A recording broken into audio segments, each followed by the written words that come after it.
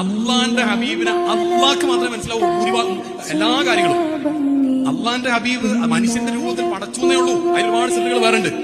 ഇതെങ്ങനെ വിശദീകരിക്കാനാണ്? ഞാൻ നേരത്തെ പറഞ്ഞില്ലേ, ഉലുല്ലാസ് അമ്പിയാക്കാണ് ഏറ്റവും പ്രധാനപ്പെട്ട ആൾക്കാർ. അതിൽ ഏറ്റവും മനക്കരത്തുള്ള ഒരു പ്രവാചകനാണ് മൂസ നബി അലൈഹി സ്വലാത്തു വസ്സലാം. അവർ അള്ളാന്റെ നൂറിന്റെ കോടി ഒരംശം കണ്ട ബോധം കണ്ടു വീണു. ഉത്തരസൂറുകൾ അള്ളാഹ് നേരിട്ട് ഫുള്ളായിട്ട് കണ്ടിട്ടും ഒന്നും പറ്റിയിട്ടില്ല. അതെങ്ങനെ വിശദീകരിക്കാം? ഒരിക്കലും വിശദീകരിക്കാൻ കഴിയില്ല.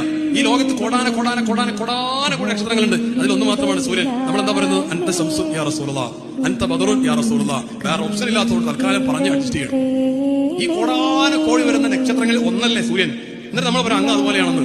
സൂര്യന്റെ വെളിച്ചവും ഉത്തരസൂര്യന്റെ വെളിച്ചവും എങ്ങനെയാണ് കമ്പയർ ചെയ്യുക? പിന്നെ എന്താണ് നമുക്ക് ഈ ലോകത്ത് കമ്പയർ ചെയ്യാൻ ആകെ ഒരു സാധനമുള്ള സൂര്യനാണ്. കാരണം നമ്മൾ കാണുന്നതിൽ പ്രപഞ്ചത്തിൽ ഏറ്റവും ലൈറ്റുള്ള സൂര്യനായതുകൊണ്ട് അത് വെച്ചിട്ട് പറയാണ് അൻത ശംസുൻ. ശംസിന് 100 കിട്ടിയത് 100 തങ്ങളിൽ നിന്നല്ലേ? പിന്നെ എങ്ങനെയാണ് കമ്പാരിസൺ കറക്റ്റ് ആവുക? മഹാന്മാർ അത് പറഞ്ഞു വെച്ചത് വേറെ ഒച്ചില്ലാത്തതുകൊണ്ടാണ് അൻത ശംസുൻ അൻത ബദറുൻ എന്ന് പറഞ്ഞു വെച്ചിരിക്കുക.